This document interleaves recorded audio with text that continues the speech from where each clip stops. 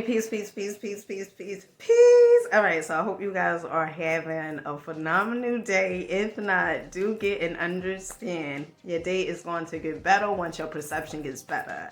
So today's video is, honey, you being a goddamn blessing so they could get the lesson.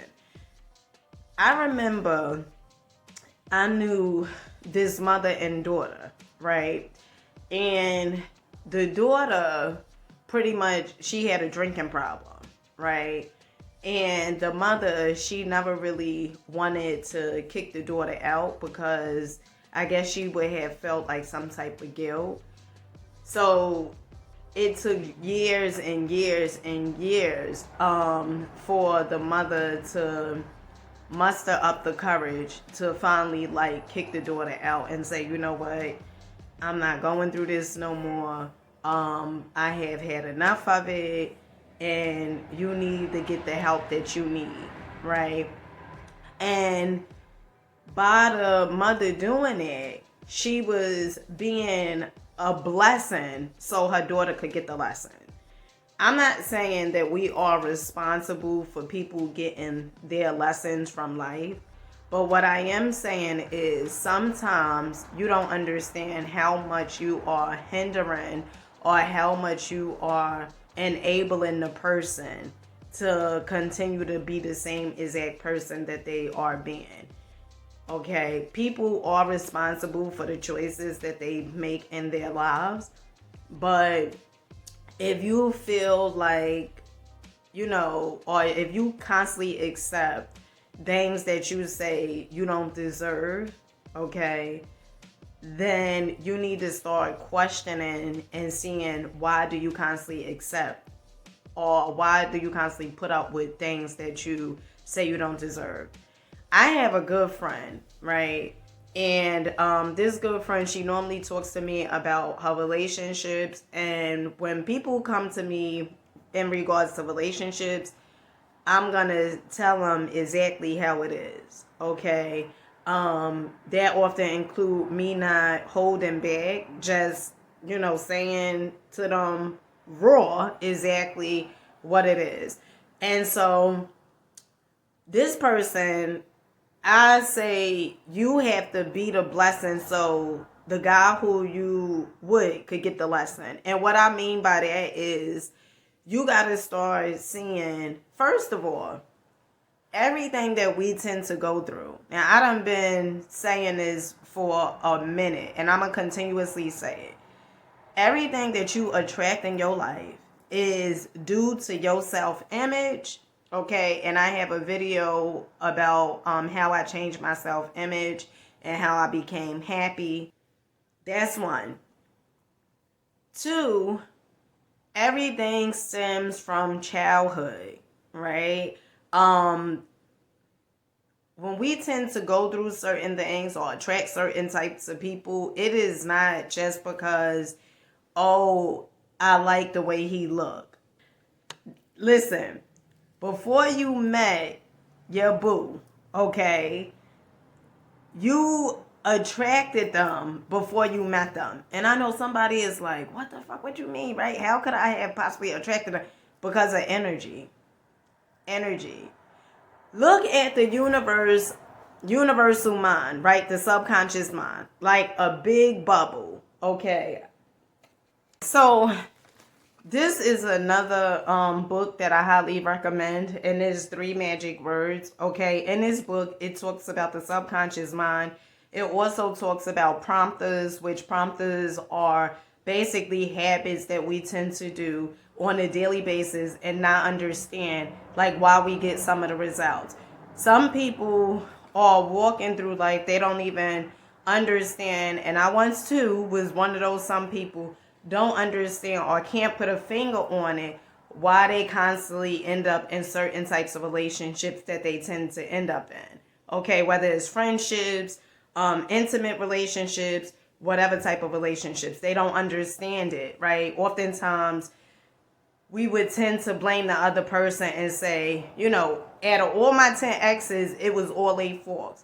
But no, honey, listen, you had a part to play in it also, because how did you attract all 10 of those people that was fairly the same. Their physicalities was different. The way they look and dress probably was different. But their energy, they all pretty much was the same. The energy, vibration, frequency, it was all the same. And that was how you was able to attract them. Oftentimes is because of your self-image, lack of self-esteem, lack of confidence, and trust issues and abandonment. Okay? So, for instance, this is how the subconscious universal mind is. Okay? It's a big circle, right?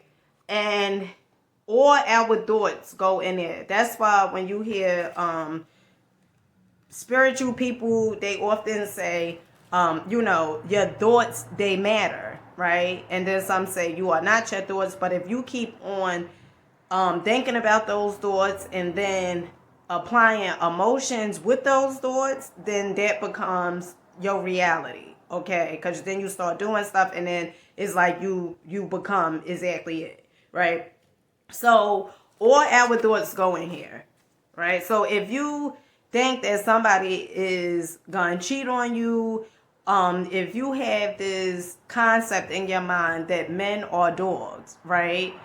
But you say you want a guy that's loving, caring, that's honest, that's loyal to you, you are at an alignment, because the chances of you attracting it is going to be slim, okay? Because you had this belief system in your subconscious mind that all men are dogs. And then you probably even say that during certain conversations when relationships are brought up. Like, you will probably say that. And that's how you really feel.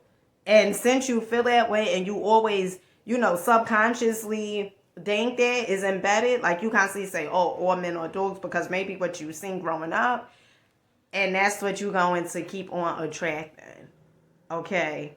And it doesn't matter where the person is. When I say, you attract people, you don't even, before you met them, you attracted them subconsciously. You already attracted them into your life, okay? Because y'all both was on the same exact frequency. So, be the blessing so they could get the lesson.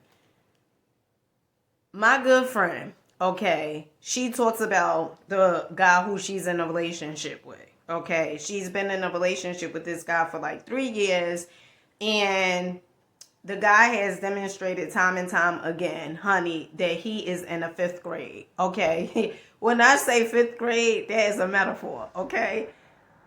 What I'm saying is, this guy have demonstrated time and time again he is not ready for change, right? And my good friend, she's trying to get her boyfriend to be in the 7th grade. And what I keep on advising to her is, the more you keep on trying to put him in the 7th grade without him going to the 6th grade, the more you are going to get that karma back to you, because you basically saying, to the universe, source, or whatever it is that you believe in, that it doesn't know what it's doing, right? And there's universal laws, okay? And just because the person isn't the type of person that you probably want them to be, it doesn't make them a bad person, okay? Because we all have belief systems, and we all are operating from the subconscious mind, which is like, the habits that we do on a continuous basis, like we on damn autopilot, okay? So when I told her, in life, sometimes you have to be the blessing so they could get the lesson. What I'm merely saying is, by you staying, right, and enabling it, because if you, and she feels like subconsciously that's what she good for. That's what she deserves. Because if not, she wouldn't be there. See, a lot of times in life, we feel as though where we are, we should not be, right? We should not be there, right? But you there in that place and time, you are there for a reason, okay? And the reason why you're not further along or in the type of relationship that you want to be in, because you need to get these lessons from the relationship that you currently in. Okay? And so being a blessing, okay? Sometimes being a blessing means kick the damn person out. All right? And I know some people, well, I ain't kicking them out, because I get that karma back. Let me tell you what I realized in my life. Because I used to be a person that was afraid of luck. Okay, because people would tell me when I was growing up, oh, you ain't going to have no good luck. You ain't going to have no good luck. Let me tell you something about life, okay? And universal law. You going to get what you are, okay? What you are. So, by you kick, now, say for instance, this person is cheating on you, okay? This person isn't treating you the way you want to be treated, okay? But first, got to take a inner look, sis, okay, or bruh, and see that you not treating yourself that way neither, okay? Because if you would have been outie like 3,000, okay? You would have been out, okay? But say, for instance, the person isn't doing it. And then one day, right, or over the years, you start waking up, right? You start seeing, wait, I deserve better. I'm sick of going through what I've been going through. How could I get better? That's the question that you put out into, to source. How could I start getting better? So what you tend to do is you start getting downloads, right? Like, probably read this book, attend this seminar, listen to Dina on YouTube, right? And I could never give you guys anything, okay? But you start waking up. And the guy, now you done found out that this guy done cheated on you and stuff like that, right? And this is like, you done been doing the work and everything on yourself. So now your perception is different. Your perception is not like scarcity or lack. Like, if I leave him, I ain't gonna be able to get another guy like him. Or if I leave him, who's gonna love me? Your perception is no longer like that because you start doing the work on yourself. And you understand you attract what you are, right? So you kick him out. You like, you know what? You gotta go. You gotta go because I deserve more than this. I've been settling. You gonna have to go, right? Now, some people would be like, well, that's wrong. You kicked him out and, he ain't have nowhere to go. But so my question is, so is it right that you let him stay there and you are not at peace? Okay.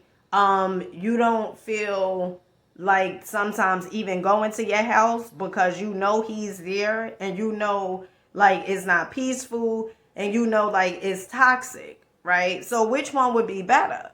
I'm here to tell you this. Whenever you choose you, the universe is going to send people that is on the same exact frequency as you. So if you kick him out, right, the next dude that you meet, it's certain things that dude may do, right? You start dating, it's certain things that these dudes are doing that you catch the red flags and you see like, oh shit, like they was, they got a lot of similarities, like the dude, my ex, right? So then you won't go into those relationships because you done seen the red flags, okay? You're not trying to disguise them. You're not trying to paint the red flags purple, honey. You're not trying to make them green. You accept them for exactly what they are. So being a blessing means sometimes kicking them out. Being a blessing sometimes also means you distancing yourself from them. It also means you having boundaries with them. And it also can mean that you just stop talking to them altogether, okay?